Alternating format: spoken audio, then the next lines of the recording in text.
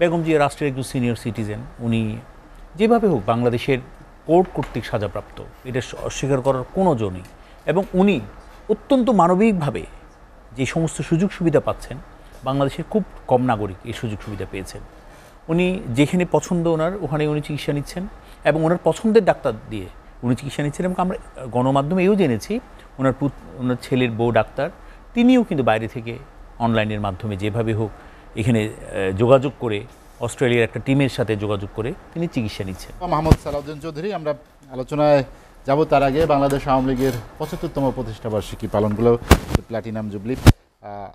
৭৫তম প্রতিষ্ঠাবার্ষিকী বাংলাদেশ আওয়ামী লীগের, আপনারা জানেন যে আওয়ামী লীগের জন্ম জনগণের অধিকার আদায়ের একটি সংগ্রামের মূল ভিত্তি হিসেবে আওয়ামী লীগকে ধরা হয়। অনেক অর্জন বাংলাদেশের আওয়ামী লীগের, কিন্তু সমালোচনা কম নয়। এই সমালোচনাগুলো কেন? আপনার কি মনে হয় যে টানা এই ১৬ বছর চলছে আপনাদের শাসন প্রক্রিয়া, তার মধ্যে কি কোনো গলদ আছে?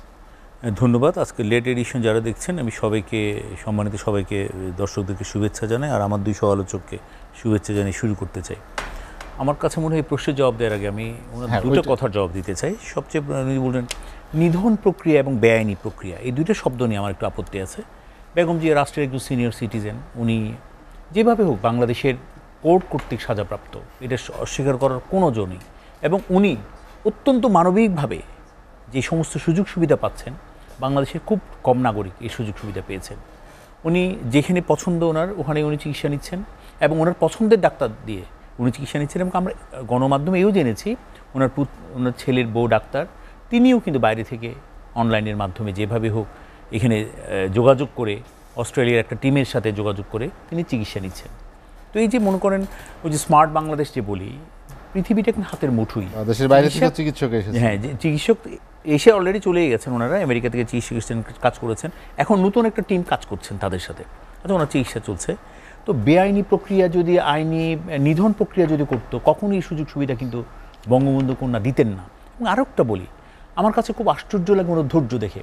যে মানুষটাকে খুন করার জন্য অ্যাটেম্প নিয়েছে যে দলটি প্রধান এবং তার পরিবার এবং তার দল, তখনকার পরিচালিত সরকার, তিনি তাদেরকে সাহায্য করছেন। দেখেন ২১শে অগাস্টের, এটা আসলে বারবার প্রসঙ্গক্রমে আমাদের আসে। বিএনপি আমাদেরকে সবসময় একটা জিনিস অভিযোগ করে, কথায় কথায় কেন আমরা ২১শে অগাস্টের কথা নিই। ২১শে অগাস্টকে মেরে ফেলার চেষ্টা করা হয়েছে। আমি মনে করি উপর আল্লাহ একজন আছেন, মাননীয় নেত্রীও কিন্তু একটা কথা বলতেন, রাখে আল্লাহ মারেকে, আমাকে মানে আল্লাহ রেখেছেন বলে আমি বেঁচে আছি। এবং সেই জায়গা থেকে দাঁড়িয়ে তিনি কাজগুলো করে যাচ্ছেন। এবং দেখেন বেগম জিয়ার প্রতি যে মানবিক যে সহযোগিতা তিনি হাত বাড়িয়েছেন, যখন উনি প্রথম জেলে গেলেন তখন বললেন ওনার পার্সোনাল অ্যাসিস্ট্যান্ট দরকার। মাননীয় প্রধানমন্ত্রী তার হাত বাড়িয়ে দিলেন, বললেন উনি যেহেতু চাচ্ছেন একটা পার্সোনাল অ্যাসিস্ট্যান্টের ব্যবস্থা করো। এবং ওনার যে গৃহকর্মী ছিলেন তাকে কিন্তু তিনি অ্যালাউ করেছেন, তার যে পছন্দ, ওখানেও কিন্তু একটা মানবিক বিষয় ছিল।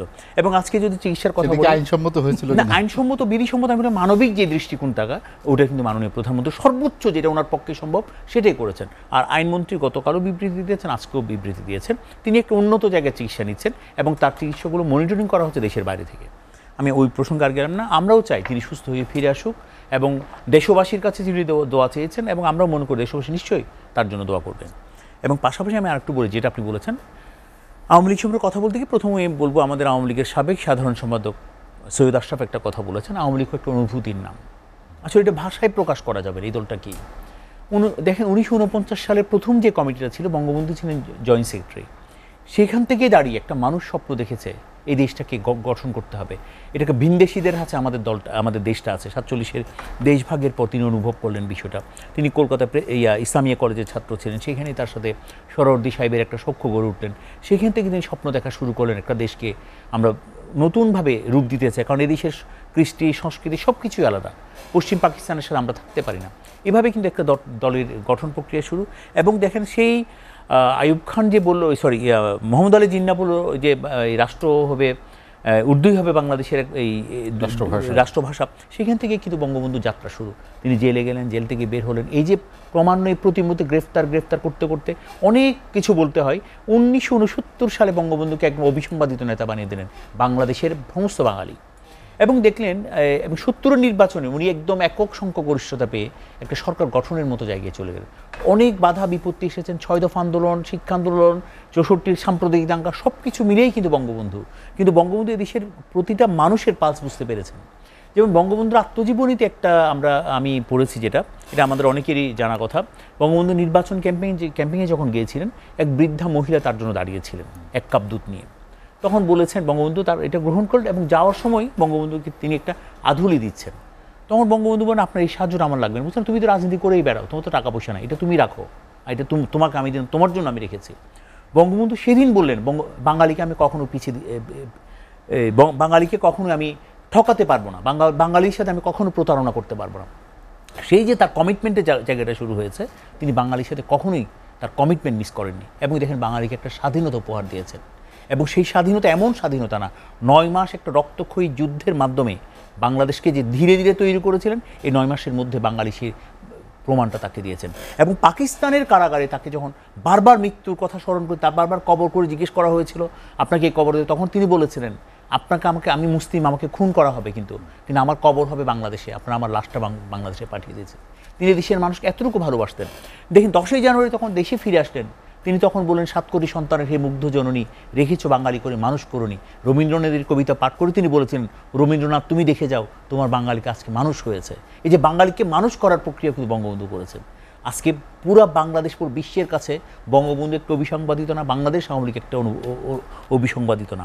এবং বাংলাদেশ আওয়ামী লীগের নেতাকর্মীর যে স্যাক্রিফাইস, যে অনুভূতি, এটা কিন্তু ভাষায় প্রকাশ করা যাবে না। আপনি দেখেন, আমরা দেখেছি বঙ্গবন্ধু হত্যার পর কত মানুষ স্যান্ডেল পরেননি, কত মানুষ সে মাংস কখনোই খাননি। এই ধরনের অনেক ধরনের শপথ নিয়ে মাধ্যমে যখন 96 সালে আওয়ামী লীগ ক্ষমতায় আসলো, মাননীয় বঙ্গবন্ধু কন্যা যখন প্রধানমন্ত্রী হিসেবে শপথ নিলেন, অনেক মানুষ এসে বঙ্গবন্ধু কন্যাকে এই কথাগুলো বলেছিলেন। এবং দেখেন 75-এর পরে যখন বঙ্গবন্ধুকে হত্যা করা হলো, বঙ্গবন্ধুর 2 কন্যা কোথায় থাকবে? জামালপুরের একজন, সরিষাবাড়ির একজন মানুষ 2 বোনের জন্য কিন্তু 5 কাঠা জমি কিনেছিলেন এবং সেটা কিন্তু পরে ট্রান্সফার করেছেন বঙ্গবন্ধু কন্যা। এই যে মানুষের অনুভূতি, মানুষের ভালোবাসা, এটা আসলে কখনোই প্রমাণ করা যাবে না। বঙ্গবন্ধু কন্যা দেশে আসার পরে দেখেন, কখনো তিনি হাটে, কখনো ঘাটে, মাঠে, ময়দানে ঘুরে বেরিয়েছেন, রিক্সায় করে, ভ্যানে করে, গাড়িতে করে সারা বাংলাদেশ চষে বেরিয়েছেন। কারণ পুরো বাংলাদেশ জুড়েই কেমন যেন মনে হয় বঙ্গবন্ধুই আছেন। সে বঙ্গবন্ধুর দলটাকে তিনি আবার গঠন করেছেন। এই দেশকে বঙ্গবন্ধুকে হত্যা করার পর এই দলটাকে অনেক ধরনের যুদ্ধের মধ্যে আবার যেতে হয়েছে। পাকিস্তান এক ধরনের যুদ্ধ করেছে, 21টা বছর আবার লড়াই সংগ্রাম আন্দোলনের মাধ্যমে এই দলটা পৃথিবীর বুকে আবারও। মোহাম্মদ সালাউদ্দিন চৌধুরী, আপনার কাছে আবার আসবো।